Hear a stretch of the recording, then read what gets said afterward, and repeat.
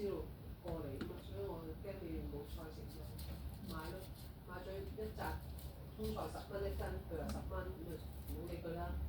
娃娃菜就2包，12蚊2包，一包就1包好似8蚊，係啦，2包15蚊，咁啊15蚊啦。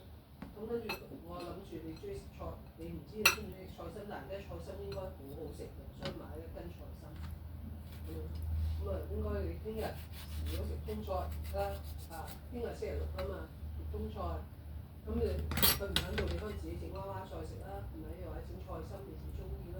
娃娃菜好細包嘅啫，呢度娃娃菜好細包。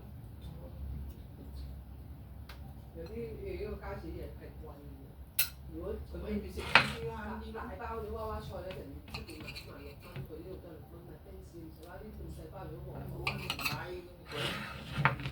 嗰啲幾慘嘅，冇乜人買。係冇乜人買，幾慘咁樣。佢鋪租好貴嘅，鋪租係啊。所以你話俾錢應該話貴，但係收錢應該話收好平，好慘㗎。係啊，做生意。但係番茄你呢度都算抵喎，我上次買係14蚊2斤，1斤就8蚊，14蚊2斤。但係2斤呢個有9個番茄喎，都幾大個喎。我響大